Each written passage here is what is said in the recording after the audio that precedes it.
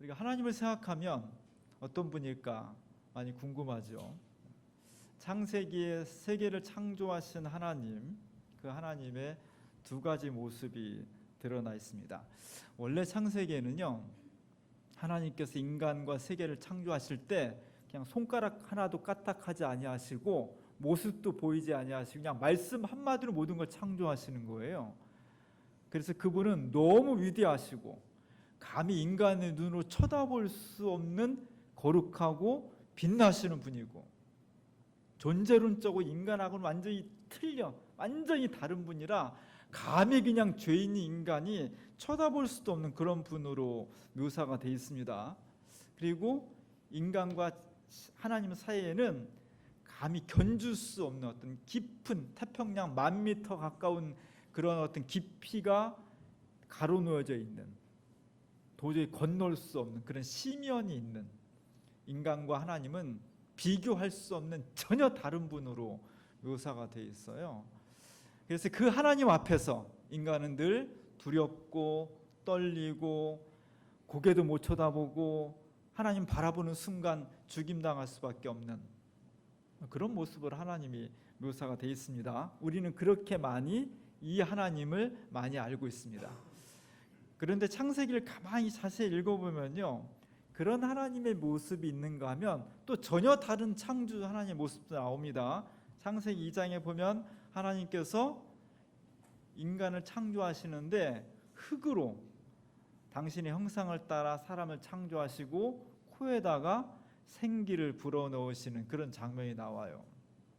우리가 생각을 해보면 하나님이 머리 허연 그런 모습으로 나오셔서 진흙탕에서 털푸덕 앉아가지고 막 이것저것 만드는 거죠. 새도 만들고 뭐 사자도 만들고, 그리고 맨 마지막에 당신의 형상을 따라서 사람을 쫙 만들어 놓고 얼굴에 막 그냥 진흙털이 막 묻어 있고, 맨 마지막으로 그 진흙으로 만든 사람 코에다가 생기를 혹 불어넣으니까 사람이 탁 생기가 돌았다, 뭐 이런 모습입니다. 그런 모습을 보면 우리가 알고 있는 1장에 나오는 그냥 말씀 한마디로 모습도 보이지 않으면서 세계를 창조하시는 정말 우리와 다른 그런 하나님과는 다른 형상이에요. 다른 하나님, 굉장히 인간적인 하나님, 우리랑 되게 비슷한 하나님, 우리와 전혀 다른 존재임에도 불구하고 뭔가 이웃집 할아버지 같은, 도자기 만드는 분 같은, 뭔가 짓궂은 것 같은 막 그런 느낌의 하나님, 친근한 하나님을 우리 또다시 볼 수 있는 겁니다. 제가 주보에 실은 미켈란젤로의 이 천지창조종에 나오는 하나님도 그렇습니다. 시스티나 소성당의 천장을 천지창조로 다 프레스코화로 그렸는데요, 500년 전에. 우리가 제일 잘 알고 있는 것은 가운데 있는 하나님이 아담을 창조하는 장면이죠. 이게 가장 유명하고 가장 익숙한 장면인데, 사실 그 옆에 있는 해와 달을 창조하시고 식물을 창조하시는 하나님도 굉장히 인상적이에요. 하나님께서 이 세상을 해와 달과 식물을 창조하시는데, 이 창조 하나님의 모습이 굉장히 집중력 있게 창조하십니다. 그 얼굴을 크게 하고, 그리고 미간을 집중하면서 막 인상을 쓰고 있죠. 그렇게 말씀 한마디로 탁 만드는 게 아니라 온 열정과 힘과 에너지를 모아서 지금 해와 달을 창조하시는 그런 모습을 보여주고 있습니다. 그 하나님, 창조하신 하나님 오른손 옆에는 아들이 하나 있죠. 태양의 머리가 닿는 누드의 아들이 나옵니다. 이것은 성자 예수 그리스도를 상징하는 거예요. 성자가 하나님과 함께 해와 달을 창조하시는데 그분이 지금 창조주 하나님 쪽을 바라보고 있습니다. 그것은 요한복음 5장에 보면 아들이 아버지께서 하시는 일을 보지 않고는 아무것도 스스로 할 수 없습니다. 예수님이 그런 말씀하시거든요. 그 이야기를 지금 여기에 끌어들인 거예요. 그래서 창조주 하나님 쪽을 바라보고 있죠. 성자는 하나님을 보고 그대로 합니다. 이거 하는 거고요. 그 뒤에 여성같이 보여지는 분이 성령이에요. 그러니까 히브리적인 사고방식에 의하면 하나님은 성이 없으신 분이고 예수님은 성이 확실하죠. 남성이죠. 그래서 성령이 여성은 아닌데 여성처럼 표현을 해요. 그래서 하나님, 성부, 성자, 성령 이렇게 삼위일체 하나님이 성비도 잘 맞을 수 있도록 그렇게 표현합니다. 그리고 이쪽 하나님의 창조주 하나님의 왼팔 아래 또 두 명이 나와요. 저분들은 누군지 제가 자료를 많이 찾아봤는데 잘 모르겠어요. 한 사람은 얼굴만 바라보고 있는데 어떤 하나님이 창조하신 깊은 어떤 궁창을 바라보고 있는 것으로만 나오고, 또 한 사람은 뭔가 잘 모르겠지만 약간 달 옆에 이렇게 청회색으로 귀를 닫고 있는 그런 모습으로 나옵니다. 이렇게 창조주 하나님이 네 명을 거느리고 있는데 이것은 새벽, 아침, 정오, 저녁, 밤 이렇게 네 가지를 또 상징한다고도 이야기를 하고 있습니다. 또 하나 중요한 것은 하나님께서 해와 달을 창조하시고 육지에서 풀을 돋아나게 하시죠. 그 모습은 뒷모습으로 하나님께서 드러날 수 있도록 그렇게 보이셨습니다. 이런 모습들을 보면 하나님이 1장에 나오는 것처럼 막 너무너무 거룩해서 우리가 막 그냥 볼 수도 없는 그런 하나님이 아니라 우리 이웃집에 사시는 자상하시고 짓궂고 재밌으시고 실력도 있는 그런 이웃집 할아버지처럼 묘사되어 있습니다. 친근한 하나님이죠. 굉장히 우리랑 가까운 하나님. 그 친근한 하나님을 표현하기 위해서 옛날부터 하나님을 마치 사람처럼, 사람과 비슷하게 묘사하는 전통이 있었다는 겁니다. 하나님께서 인간과 비슷한 모습으로 우리에게 묘사되어지고 있다. 이게 중요한 겁니다. 오늘 본문 말씀에서는 예수님께서 최후의 심판을 이야기하고 있습니다. 최후의 심판. 인간과 역사가 끝날 때 그냥 죽고 세상이 종말로 끝나는 것이 아니라 하나님께서 의와 불의를 정확하게 심판하신다. 이것이 초기 기독교에서는 굉장히 중요한 내용이었습니다. 오늘날 2000년 기독교 역사가 2000년이 지난 지금 21세기 과학시대, 생명의 시대, 인간이 신이 되어버린 시대, 돈이 지배하는 시대, 이런 시대에서 처음 초대 기독교인들이 가졌던 종말 신앙이 굉장히 많이 상실됐습니다. 굉장히 많이 흐려졌습니다. 이 종말 신앙이 흐려졌을 때 남는 것은 고상한 도덕 강론이 남는 거예요. 한국 교회가 위기를 당하고 있는 것, 한국 교회뿐만 전 세계적으로 기독교가 지금 위기를 경험하고 있는 가장 중요한 원인 중에 하나는 이것입니다. 초대교회가 정말 목숨을 걸고 지키고자 했던 종말적인 신앙, 예수님께서 이 땅에 오셔서 우리를 양과 염소로 나누시고 구원과 심판하신다는 이 뜨거운 열망들이 없어지거나 아주 희미해져 버렸습니다. 이것이 한국교회를 비롯해서 전 세계 기독교가 지금 위기를 겪고 있는 가장 요인 중에 하나예요. 이렇게 흐려진 종말신앙을 비집고 지금 설치는 게 뭐냐? 이단이에요. 신천지나 하나님의 교회나 통일교나 이 모든 것이 다 이 부분을 지금 치고 들어오는 겁니다. 그래서 기독교 신앙이 이 부분을 굉장히 중요하게 생각을 해야 돼요. 오늘 예수님께서 마태복음 25장 31절부터 보면 목자가 양과 염소를 구분하는 것 같이, 양과 염소는 비슷하지만 다르죠. 목자가 양과 염소를 구분하는 것처럼 우리 모두를 다, 우리가 죽음에 이르렀을 때, 세계의 종말이 이르렀을 때 우리를 그렇게 명확하게 구분한다는 거죠. 이게 왜 중요하냐? 양과 염소는 비슷한 것 같지만 양으로 분류된 집단과 염소로 분류된 집단의 결과는 하늘과 땅처럼 다르다는 거죠. 1306년에 지오토라는 화가가 프레스코화로 벽에다 크게 최후의 심판을 그렸습니다. 예수님께서 이 땅에 오셔서 심판하시는데 한쪽 양으로 분류된 사람들은 천국에서 너무너무 기쁨과 감사를 누리고 있고요, 염소로 분류된 심판받는 사람들은 막 지옥에서 막 엄청난 고난 중에 심판을 당하는 거예요. 이게 왜 중요하냐? 한 번 판결은 영원한 판결이기 때문입니다. 뒤집을 수 없는, 취소할 수 없는, 회복할 수 없는 판결이 내려지는 거예요. 적어도 몇백 년 전까지만 하더라도 이 세상의 수많은 사람들은 저런 것을 예상하며 살았습니다. 그래서 악해지려 하다가도 내가 이렇게 악하게 살다가는 나중에 영원한 심판을 받지, 지옥불에 떨어지지, 그러면 안 되지 하면서 자신을 너무너무 악해지는 것까지는 가지 않았다는 거예요. 오늘날 지식이 발달하고 과학기술을 발달한, 돈을 가지고 모든 것을 창조할 수 있다고 자신하는 현대인들은 이런 생각들을 수용하지 않습니다. 폐기 처분해 버렸습니다. 과학의 이름으로, 지식의 이름으로, 인간 신의 이름으로 이렇게 폐기 처분해 버렸습니다. 이 둘 사이에 양쪽에 중간지대는 없어요.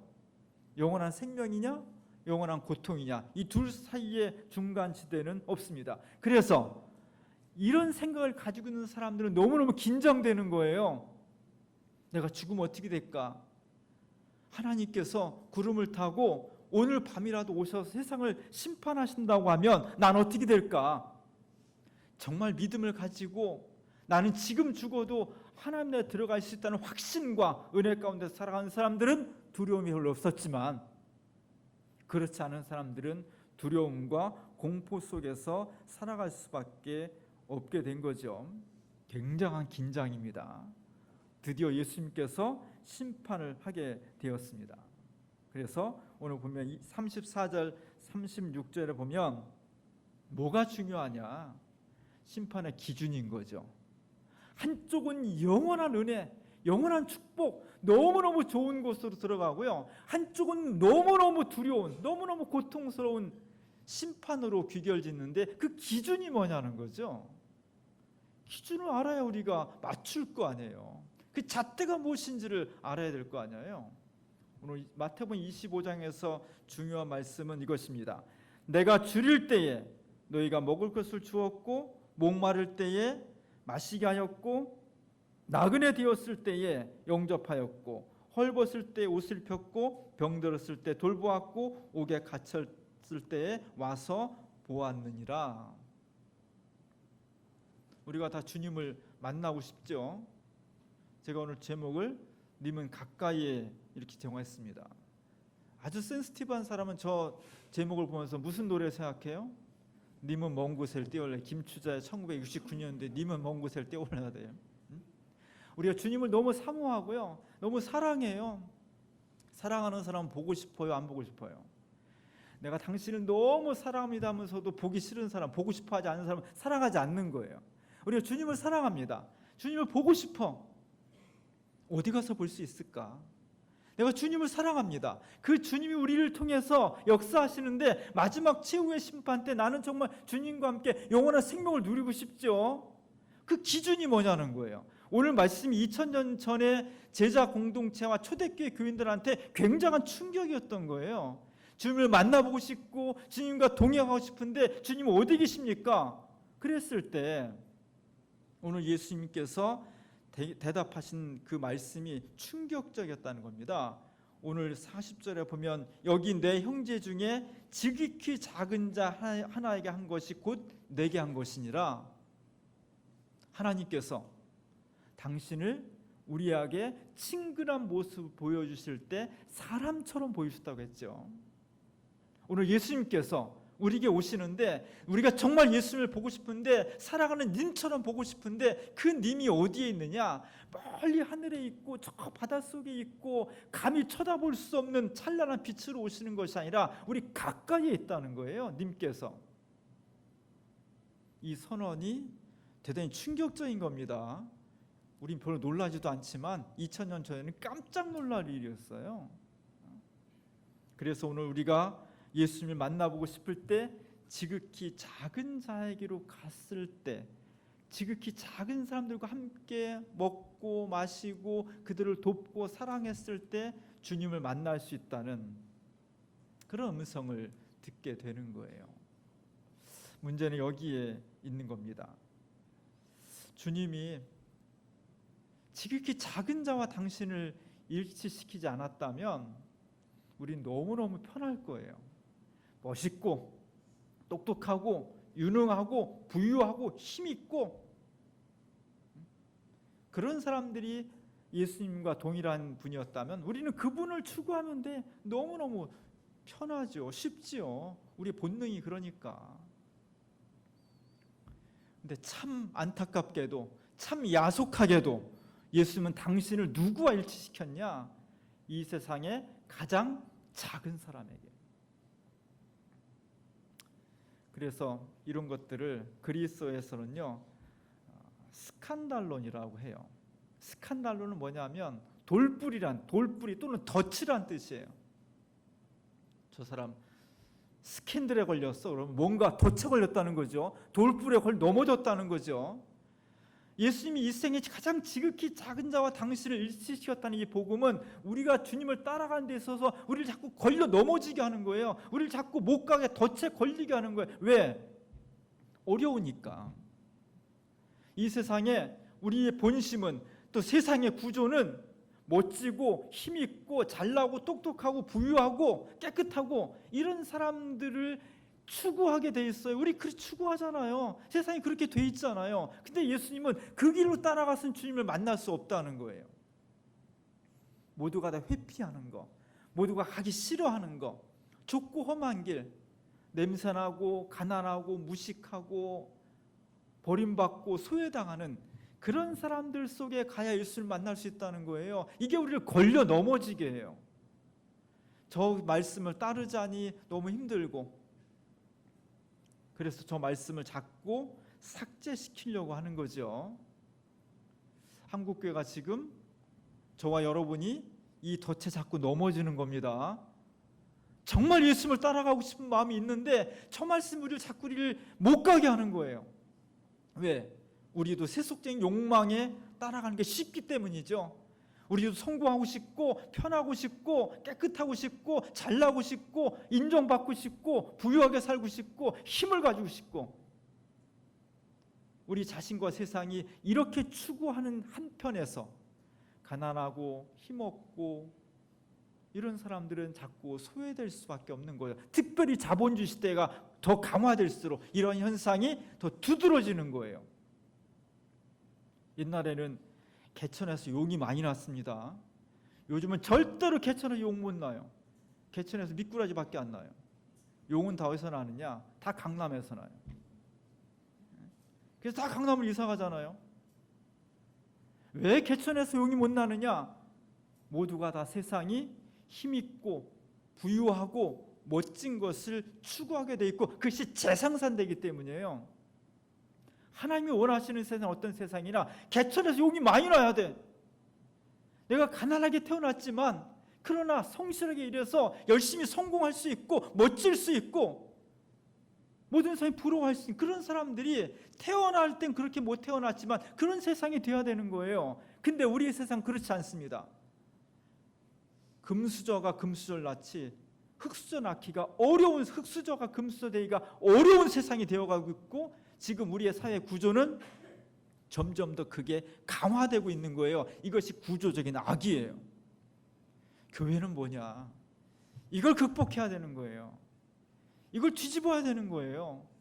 내가 어쩌다 보니까 가난하고 못생기고 힘들게 태어났지만 그러나 복음을 통해서 이것을 뒤집어서 정말 하나님이 그곳에 계시니까 예수님이 그들과 함께 있으니까 우리가 그것을 지향해야 되고 그 세상을 바르게 만들어야 되는 거예요. 근데 우리가 너무 어려운 거예요. 이게 왜? 우리도 그게 싫으니까. 저도 싫어요. 저도 깨끗한 데서 커피 한 잔 마시고 싶죠.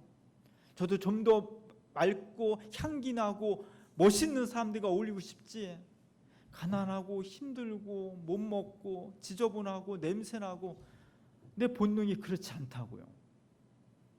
이게 어려운 거예요. 그래서 우리는 하나님 앞에 기도해야 됩니다. 정말 하나님, 저희가 하나님 예수님 말씀 따라 살려면 지금 우리 주변에 있는 가난하고 못 살고 냄새나고 소외당하고 이런 사람들과 내가 가까이 가야 되는데 우리가 막 그렇게 못하잖아요. 잘 안 되잖아 이게. 근데 그러다 보면 우리는 어떻게 해야 되느냐?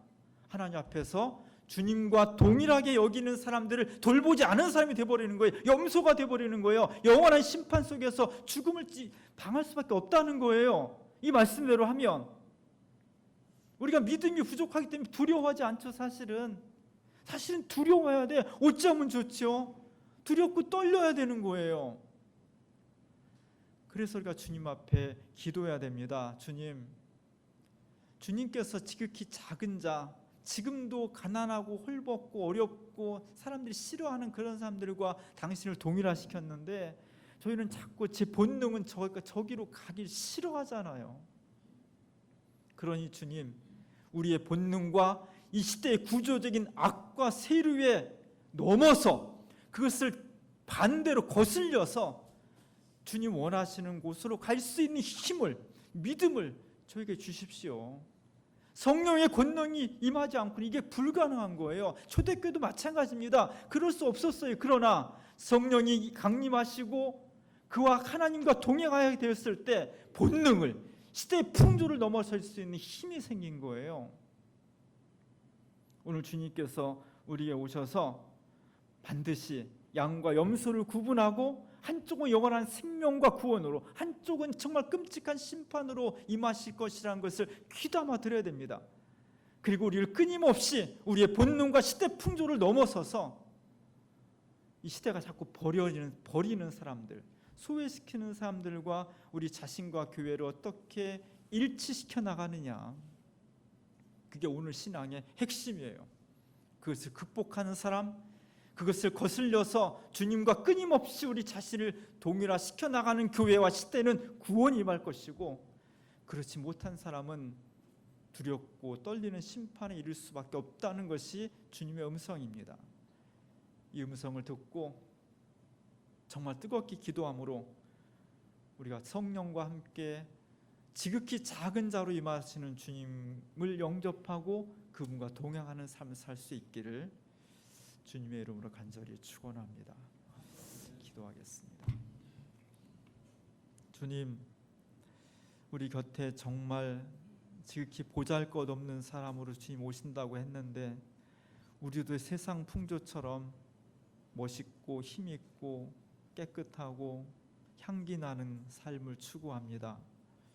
주님, 이 땅 위에 가장 작고 보잘것없는 분으로 오신다는 주님의 음성을 귀담아 듣고 우리의 본능을 넘어 이 시대의 시류를 넘어 구원에 이를 수 있도록 성령께서 우리를 주장해 주시고 주님을 영접하며 주님의 모습으로 오신 사람들을 끊임없이 돌볼 수 있는 사랑을 저희들에게 허락해 주옵소서.